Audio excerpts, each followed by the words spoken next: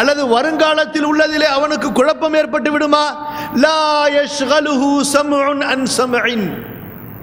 அல்லாஹ்வுடைய பார்வை, அல்லாஹ்வுடைய அறிவு, அல்லாஹ்வுடைய இல்ம் எவ்வளவு விசாலமானதென்றால், ஆதமிலிருந்து உலகத்தை அழிக்கும் நாள் வரை உள்ள எல்லா மனிதர்களும், இப்லீஸிலிருந்து அவனுடைய சந்ததிகள் எல்லாம், எல்லா ஜின்களும், எல்லா பறவைகளும், எல்லா மிருகங்களும், எல்லா மீன்களும் எல்லாம் ஒரே மைதானத்திலே ஒன்று சேர்ந்து, இந்த மனிதனே எத்துணை லட்சம் மொழிகளை பேசுபவன், கடந்த காலத்திலிருந்து இன்றைய காலம் வரை அத்துணை லட்சம் மொழிகளிலே, பறவைகள் தங்களுடைய மொழிகளிலே, பறவையின் ஒவ்வொரு இனமும் தன்னுடைய ஒவ்வொரு மொழியிலே, மிருகங்கள் எல்லாம் ஒவ்வொரு மிருகமும் அந்த ஒவ்வொரு மிருகமும் தன்னுடைய தன்னுடைய மொழிகளிலே, மீன்கள் ஒரு மொழிகளிலே, இப்படி உயிருள்ள உயிரற்ற எல்லா ஜீவராசிகளும் ஒரே மைதானத்திலே அவற்றை அல்லாஹ் ரப்புல் ஆலமீன் ஒன்று கூட்டி, அந்த எல்லா மைதானங்களும் யா அல்லாஹ்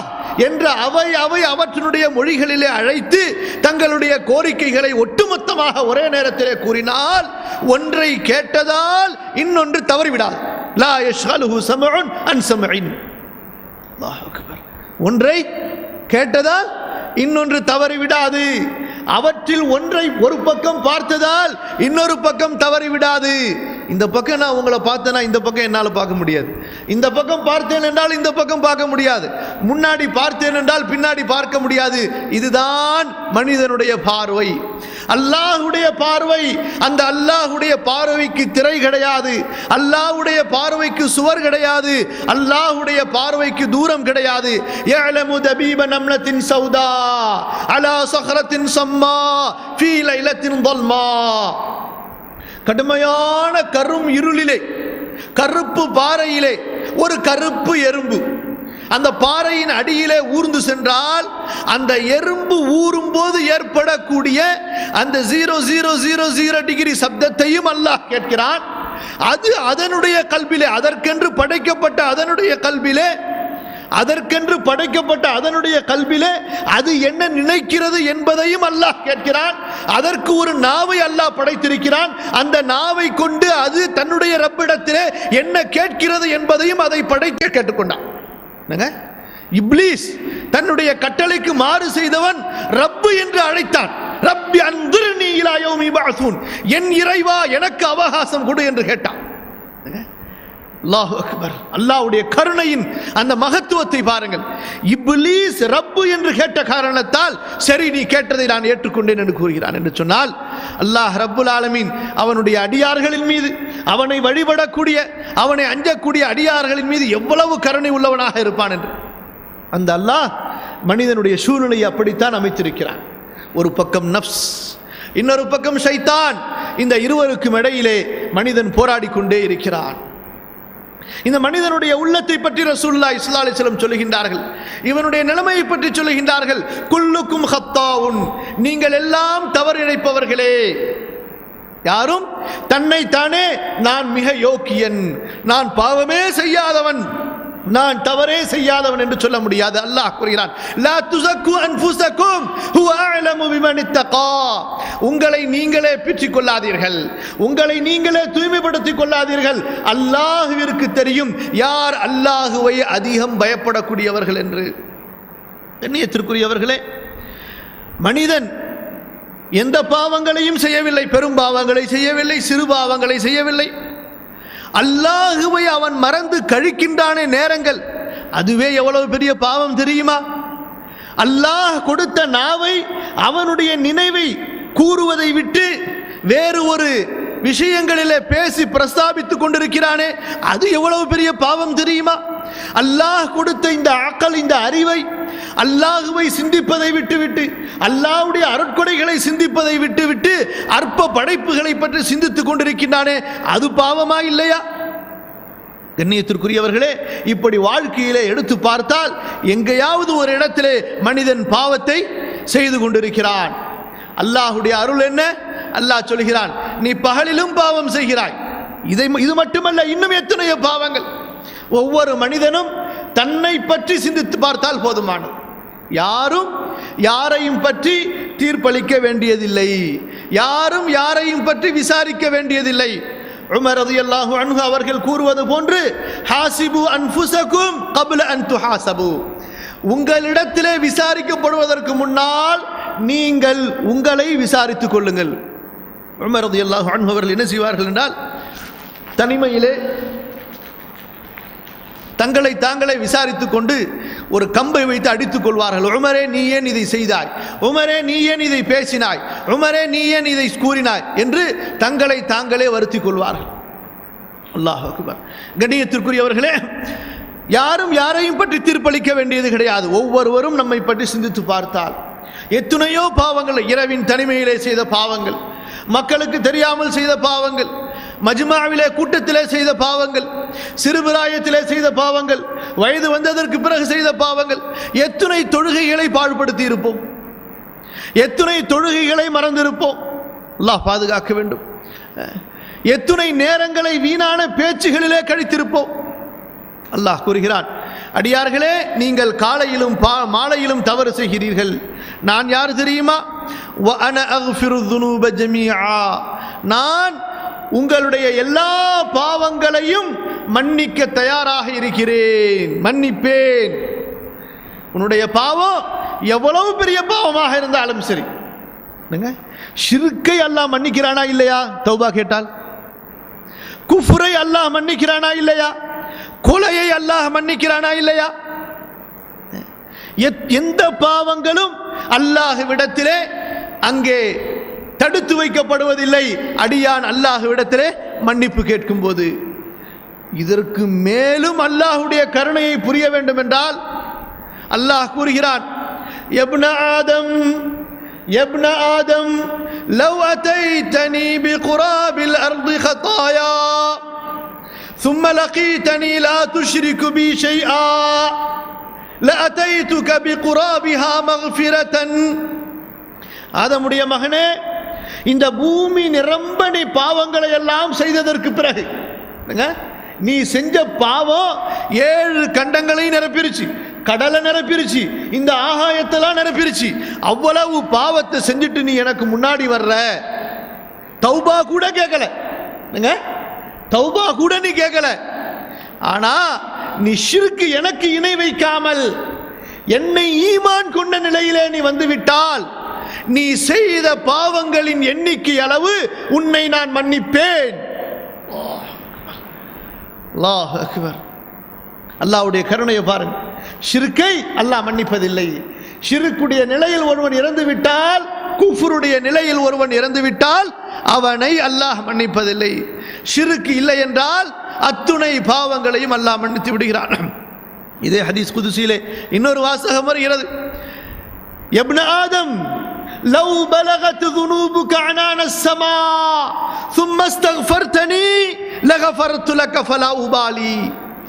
ஆதமுடைய மகனே, நீ பூமியில இருந்து கொண்டு பாவம் செய்து கொண்டே இருக்கிறாய். உன்னுடைய பாவம் எங்கே வந்து எட்டிவிட்டது? எங்கே வந்து எட்டிவிட்டது? வானத்தை எட்டிவிட்டது. சுப்ஹானல்லாஹ். எத்துணை லட்சம் ஆண்டுகள், ஒளி ஆண்டுகள் பயணம் செய்ய வேண்டும் ஒரு நட்சத்திரத்தை. அதற்கு மேல் எங்கோ அல்லாஹ் வைத்திருக்கிறான்.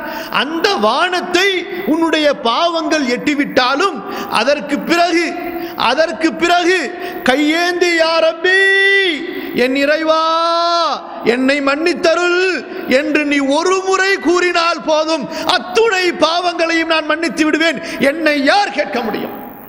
அல்லாஹ் அக்பர். அவனை யாருங்க கேட்க முடியும்? யாராவது கேட்க முடியுமா?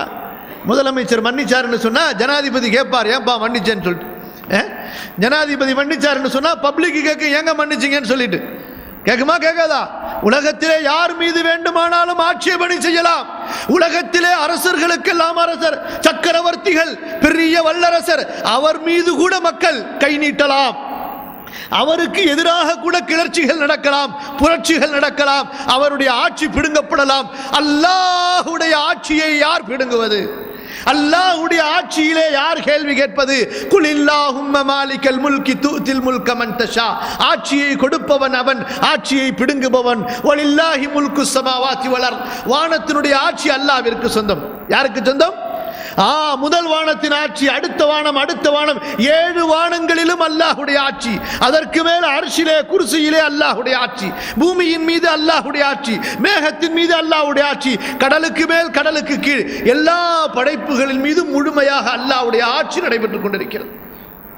இவர்களுடைய ஆட்சிகள் எல்லாம் என்ன? இந்த ஆட்சிகள் எல்லாம் ஒரு கண் துடைப்பு தான். இந்த ஆட்சிகள் எல்லாம் ஒரு சிலந்தி வலையை போன்றுதான். அல்லாஹ் அவன் நாடினால் இவை ஒன்றுமே இருக்காது, சுக்குநூறாகிவிடும். கண்ணியத்திற்குரியவர்களே, அந்த அல்லாஹ்விடத்தை யார் கேட்க முடியும்? உன்னுடைய இந்த அடியானை யார் நீ ஏன் மன்னித்தாய் என்று கேட்க முடியுமாங்க? ஒரு நபியால் கேட்க முடியுமா? அல்லாஹ் வஹ்ஷியை மன்னிக்க நாடிய பொழுது முஹம்மது ஸல்லல்லாஹு அலைஹி வஸல்லம் அவர்களால் ஒன்றும் செய்ய முடியாது. அல்லாஹ் ஹிந்தை மன்னிக்க நாடிய போது ரசூலுல்லாஹ்வால் என்ன செய்து விட முடியும்?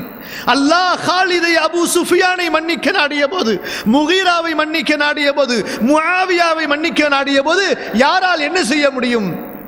நபியே, அல்லாஹ்வுடைய அடியார்களுக்கும் அல்லாஹ்வுக்கும் இடையிலே உள்ள உறவு, நீங்கள் யார் அதை கேட்பதற்கு?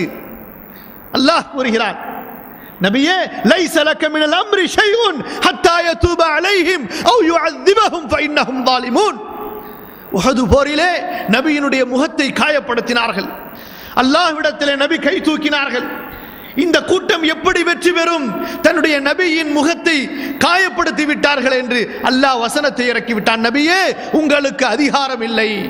அல்லாஹ் நாடினால் மன்னிப்பான், நாடினால் வேதனை செய்வான். அல்லாஹ் நாடினால் மன்னிப்பான், அல்லாஹ் நாடினால் வேதனை செய்வான். கண்ணியத்திற்குரியவர்களே, அந்த அல்லாஹ் மன்னிப்பினுடைய கதவை இந்த பூமியிலே விசாலமாக திறந்து வைத்திருக்கிறான்.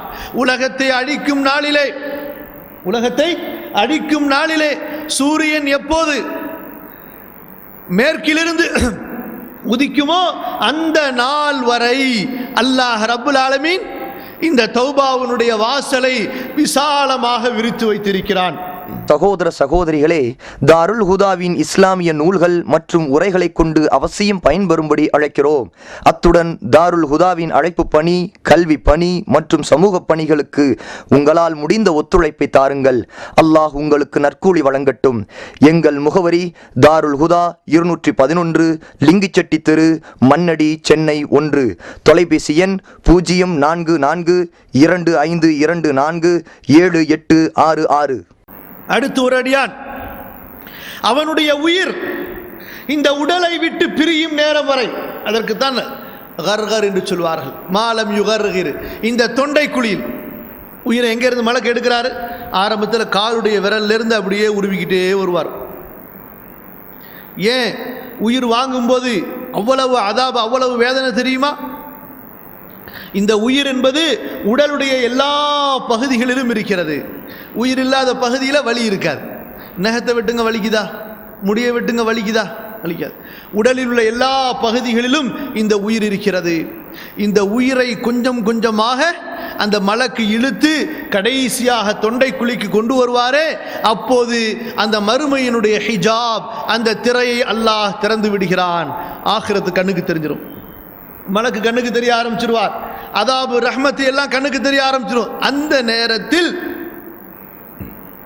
என்ன செய்யாது? ஈமானோ தௌபாவோ பலன் அளிக்காது. அதுவரை அல்லாஹ் ரப்புல் ஆலமீன் அடியானுக்கு அவகாசம் கொடுத்து வைத்திருக்கிறான்.